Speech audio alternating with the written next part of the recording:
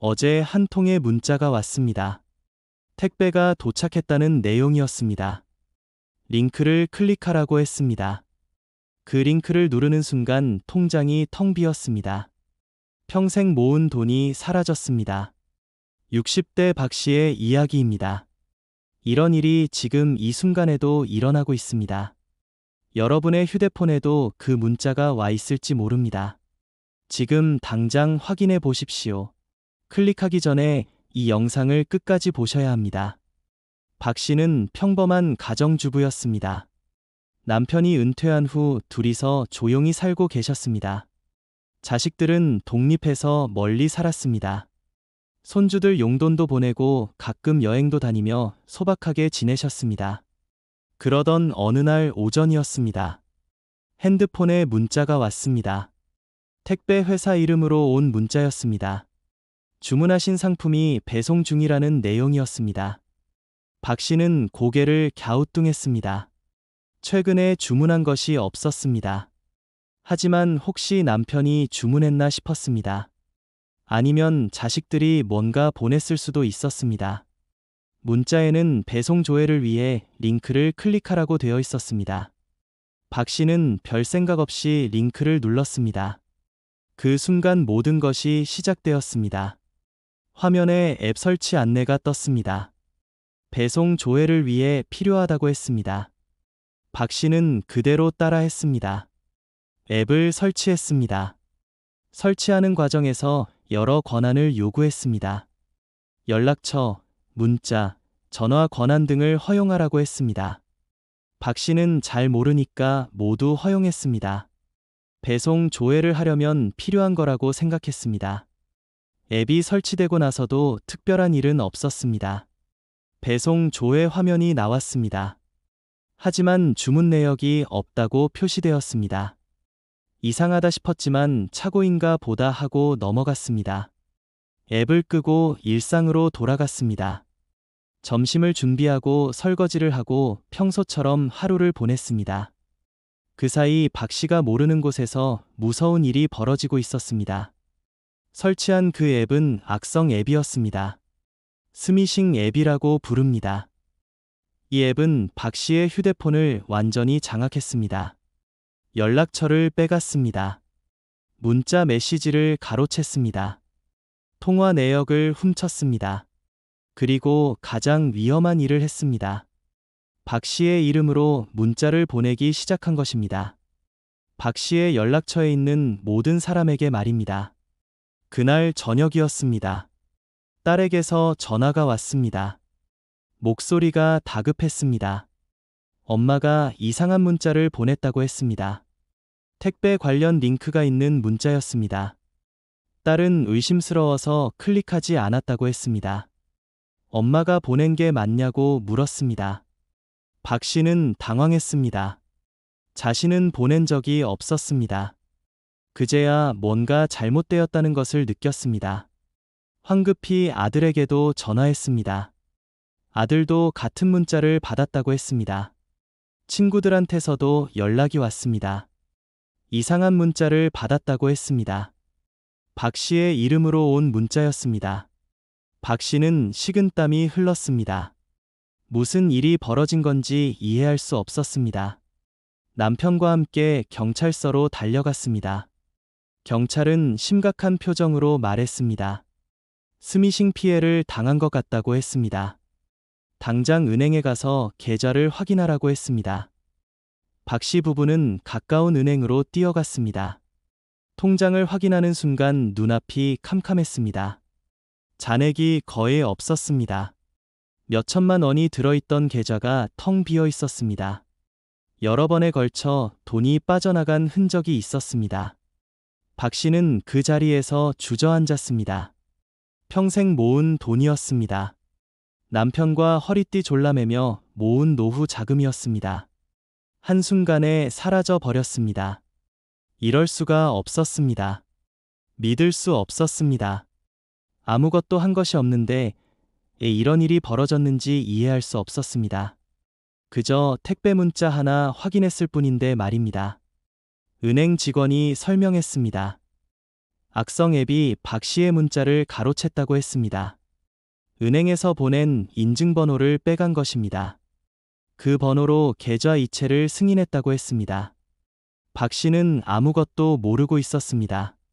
문자를 확인하지도 못했습니다.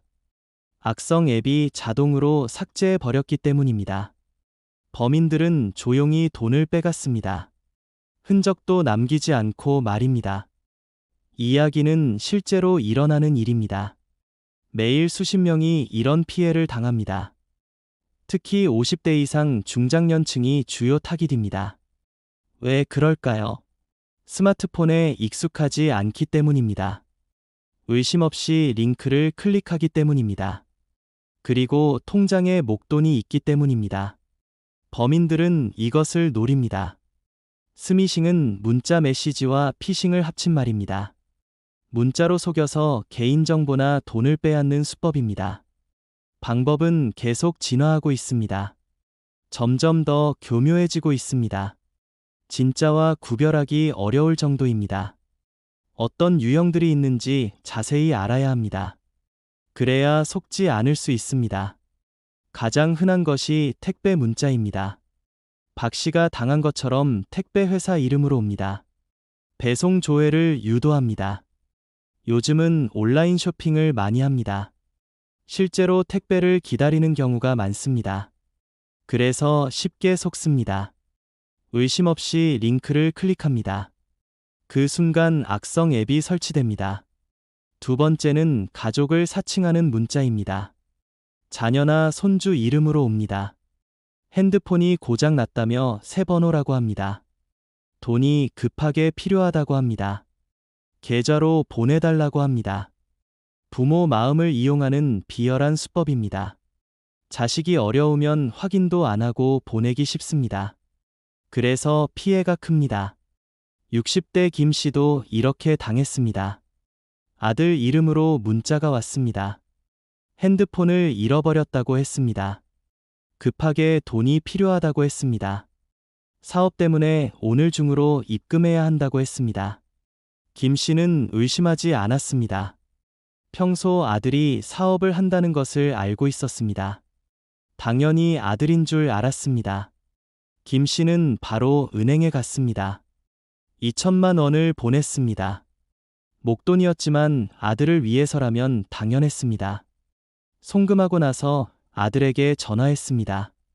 돈 보냈다고 말하려고 했습니다.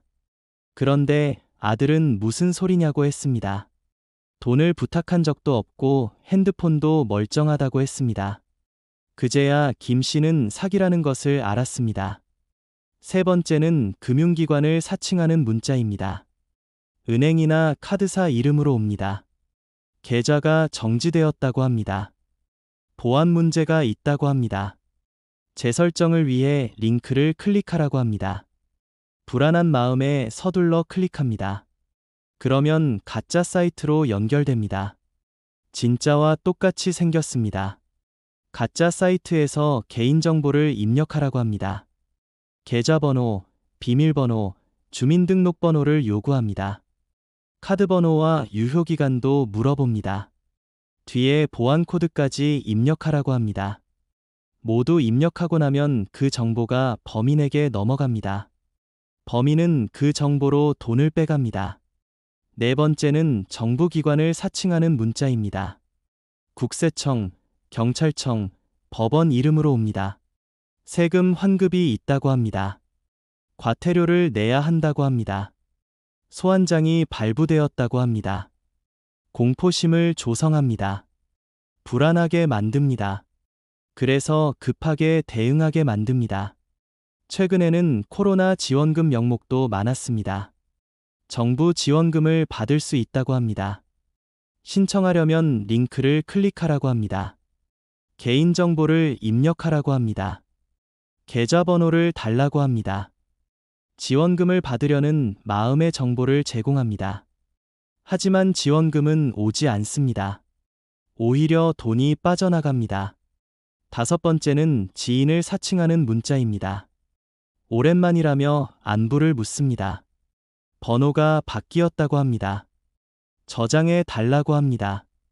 그러고는 며칠 후 돈을 빌려달라고 합니다. 스미싱의 피해는 금전적 손실만이 아닙니다.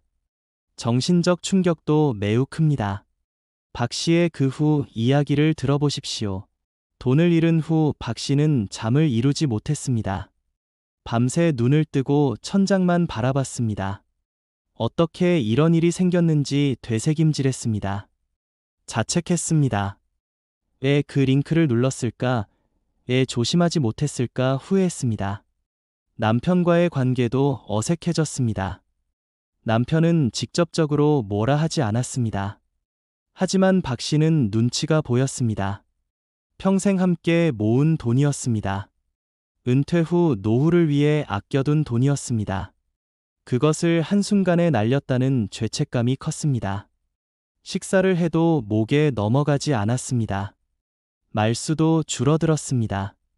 집 밖으로 나가기도 두려웠습니다. 자식들에게도 말하기가 어려웠습니다. 처음에는 숨기려 했습니다. 하지만 결국 알리지 않을 수 없었습니다. 딸은 울었습니다. 어떻게 그런 문자를 믿었냐며 답답해했습니다. 아들은 화를 냈습니다. 왜 확인도 안 하고 링크를 눌렀냐고 따졌습니다. 박 씨는 더욱 움츠러들었습니다. 모든 것이 자신의 잘못 같았습니다. 우울증이 찾아왔습니다. 아무것도 하기 싫었습니다. 텔레비전을 켜놔도 내용이 들어오지 않았습니다. 친구들 만나는 것도 피했습니다. 무슨 얼굴로 만나겠습니까? 창피했습니다. 바보 같았습니다. 이런 사기에 속은 자신이 한심했습니다. 집에만 틀어박혀 지냈습니다. 석 달이 지나고 딸이 찾아왔습니다. 엄마의 모습을 보고 놀랐습니다. 많이 야위셨습니다. 얼굴에 생기가 없었습니다. 머리도 제대로 빗지 않으셨습니다. 딸은 엄마를 꼭 껴안았습니다. 미안하다고 했습니다. 그때 화낸 것을 사과했습니다. 엄마 잘못이 아니라고 했습니다. 누구나 당할 수 있는 일이라고 위로했습니다. 딸의 말이 맞습니다. 스미싱은 정교하게 설계된 범죄입니다. 심리를 교묘하게 이용합니다. 똑똑한 사람도 속습니다. 젊은 사람도 당합니다. 박 씨만의 문제가 아닙니다. 통계를 보면 매년 수만 건의 피해가 발생합니다. 피해액은 수천억 원에 달합니다. 그만큼 흔한 범죄입니다. 중요한 것은 당한 후 어떻게 대처하느냐입니다. 자책하지 마십시오. 스스로를 책망하지 마십시오. 범죄의 피해자일 뿐입니다. 잘못은 범인에게 있습니다. 당신이 어리석어서가 아닙니다. 범인이 교묘해서입니다. 이것을 명확히 구분해야 합니다. 주변의 도움을 청하십시오. 혼자 끙끙 앓지 마십시오. 가족에게 털어놓으십시오. 친구에게 말하십시오. 말하는 것만으로도 조금 나아집니다. 그들도 비슷한 경험이 있을 수 있습니다. 함께 이야기를 나누면 위로가 됩니다. 혼자가 아니라는 것을 느낍니다. 전문가의 도움도 받으십시오. 우울감이 지속되면 상담을 받으십시오. 보건소에 가면 무료로 심리 상담을 받을 수 있습니다. 노인복지관에도 상담 프로그램이 있습니다. 부끄러워하지 마십시오. 마음의 상처도 치료가 필요합니다. 몸의 상처와 다르지 않습니다. 법적 대응도 포기하지 마십시오. 돈을 되찾기 어려울 수 있습니다. 하지만 시도는 해봐야 합니다. 금융감독원의 전자금융 피해 구제 제도를 활용하십시오. 피해 발생 후 빨리 신고하면 구제받을 가능성이 있습니다. 범인의 계좌를 동결시킬 수 있습니다. 돈이 다른 곳으로 옮겨가기 전에 막을 수 있습니다. 또한 정부에서 운영하는 스미싱 피해 지원 센터가 있습니다. 전문 상담사가 대응 방법을 안내해 줍니다. 어떤 서류가 필요한지, 어디에 신고해야 하는지 알려줍니다. 혼자서 모든 것을 해결하려 하지 마십시오. 도움을 받을 곳이 많습니다. 이 경험을 통해 배워야 합니다. 같은 실수를 반복하지 않기 위해서입니다. 스마트폰 사용법을 제대로 배우십시오. 자녀에게 부탁하십시오. 어떻게 하면 안전하게 사용할 수 있는지 가르쳐 달라고 하십시오. 처음에는 어렵겠지만 천천히 배우면 됩니다. 은행 앱 사용법도 익히십시오. 거래 내역을 수시로 확인하십시오. 이상한 출금이 있는지 체크하십시오. 알림 설정을 해두면 돈이 나갈 때마다 문자가 옵니다. 바로바로 확인할 수 있습니다. 모르는 거래가 있으면 즉시 은행에 연락하십시오. 보안 설정도 강화하십시오. 비밀번호를 복잡하게 만드십시오. 생일이나 전화번호 같은 것은 위험합니다. 영문자, 숫자, 특수문자를 섞으십시오. 길게 만드십시오. 여러 사이트에 같은 비밀번호를 쓰지 마십시오. 하나가 뚫리면 다 뚫립니다. 이중 인증을 설정하십시오. 비밀번호만으로는 부족합니다. 추가 인증 단계를 거치면 더 안전합니다. 지문 인식이나 얼굴 인식을 활용하십시오. 귀찮을 수 있지만 안전이 우선입니다. 조금 불편하더라도 감수해야 합니다. 정기적으로 핸드폰을 점검하십시오. 설치된 앱을 확인하십시오. 모르는 앱이 있으면 삭제하십시오. 사용하지 않는 앱도 지우십시오. 많을수록 위험합니다. 필요한 것만 남기십시오. 깔끔하게 관리하십시오. 그리고 이 경험을 다른 사람들에게 알리십시오. 주변 어르신들에게 조심하라고 전하십시오. 경로당이나 모임에서 이야기하십시오. 나의 실수가 남의 교훈이 됩니다. 한 사람이라도 더 조심하게 만들면 의미가 있습니다. 피해를 예방하는 것입니다. 자녀들에게도 부탁하십시오. 부모님을 자주 확인해 달라고 하십시오. 정기적으로 전화하십시오. 안부를 물으십시오. 최근에 이상한 문자 받은 것 없는지 물어보십시오. 부모님이 스마트폰을 안전하게 사용하는지 체크하십시오. 보안 앱이 깔려 있는지 확인하십시오. 함께 사는 가족이라면 더 세심하게 살피십시오. 어르신이 혼자 휴대폰을 들여다보며 뭔가 고민하고 계시면 물어보십시오. 무슨 문자를 받으셨는지 확인하십시오. 링크가 있는 문자는 특히 주의하십시오. 대신 확인해 드리십시오.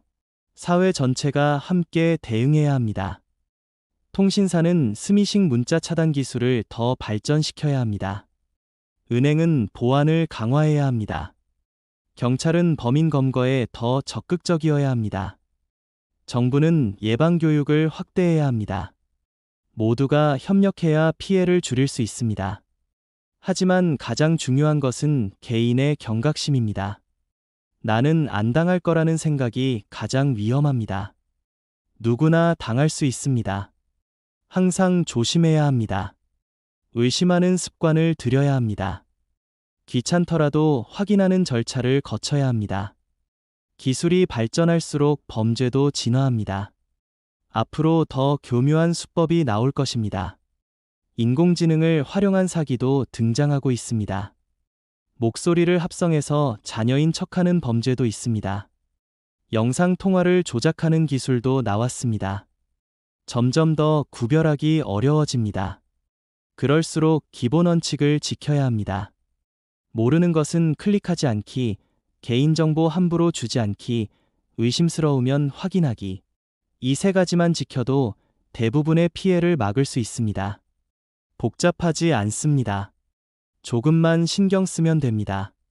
박 씨는 지금 많이 회복되었습니다. 돈은 일부만 돌려받았습니다. 전부는 아니었지만 그래도 다행이었습니다.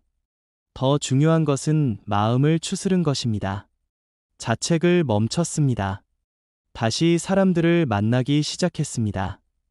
자신의 경험을 나누며 다른 사람들을 돕고 있습니다. 경로당에서 스미싱 예방 강연을 하십니다.